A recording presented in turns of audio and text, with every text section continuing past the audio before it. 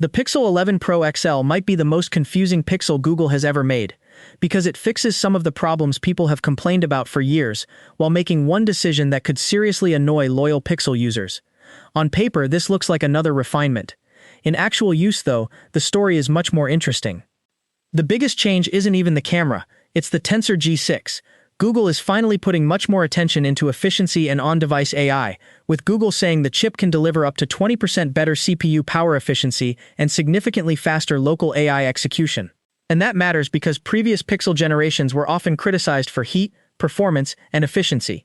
And honestly, this is where I want to know what you think. Would you take a smarter, cooler Pixel over one with a dramatically faster gaming chip? Because the early real-world reaction is surprisingly positive, Reddit users who have moved from older Pixels are reporting that the 11 Pro XL feels noticeably smoother, runs cooler, and finally removes some of the little stutters that made previous Tensor phones frustrating. One recent owner even said the difference from their Pixel 10 Pro was immediately noticeable. Of course, Reddit experiences aren't controlled testing, but when multiple owners are describing the same change, it's worth paying attention to. But here's where things get strange. Google isn't trying to win the spec sheet war anymore. It's trying to make the phone feel smarter. The Tensor G6 is built around on-device AI, and features like Instant Night Sight, Magic Capture, Gemini Intelligence, and new voice tools push that strategy even further. Google's approach is basically this. Instead of giving you a phone that simply performs faster, give you a phone that does more work for you. And then there's the camera. The Pixel 11 Pro XL gets an upgraded telephoto system, with Google's Pro Zoom reaching up to 120x. That sounds ridiculous until you understand what is actually happening. At the extreme end, AI is helping reconstruct and enhance what the sensor sees.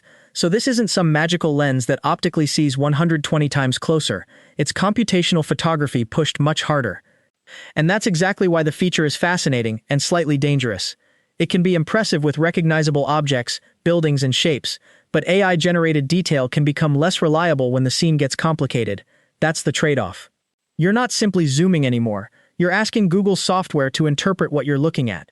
The display is another area where Google has quietly pushed forward. The Pro XL keeps the large flagship-sized panel, but brightness has increased substantially. Independent testing from Tom's Guide measured the Pro XL at 2,877 nits, putting it firmly in the ultra-bright flagship category.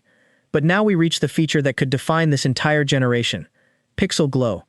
Google has introduced a small LED element around the camera area that can provide visual notifications. It's one of those ideas that sounds almost unnecessary until you imagine actually using it every day. Instead of your entire screen lighting up for every little alert, the phone can communicate something visually from the camera bar area. The problem? It's still not as flexible as many people expected. Reviews have described the feature as underused, while earlier leaks had suggested a much more customizable RGB-style system. So Google has created something genuinely different, but it hasn't completely unlocked the potential yet. And that pretty much describes the Pixel 11 Pro XL as a whole. There are smart upgrades everywhere, but very few moments where you look at the phone and think, Google completely reinvented this. In fact, the most controversial change might be the memory situation. Reports and user discussions have focused heavily on the possibility of less RAM on some configurations compared with last year's model. That's a strange decision for a phone whose entire identity is increasingly built around AI. Reddit discussions have already turned this into one of the biggest complaints surrounding the 11 series. And then there's the price. That's where my opinion changes.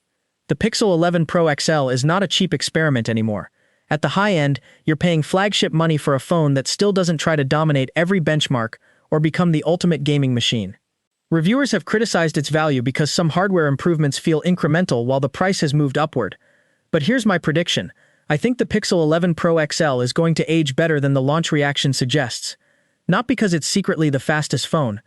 It isn't. Not because every camera feature is perfect. It isn't.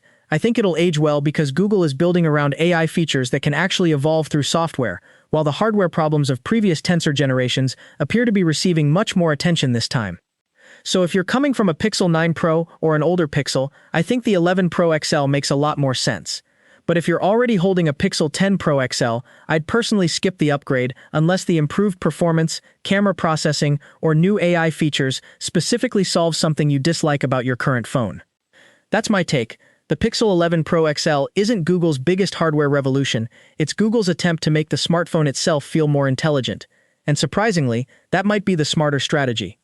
Would you upgrade to the Pixel 11 Pro XL, or keep your current Pixel for another year?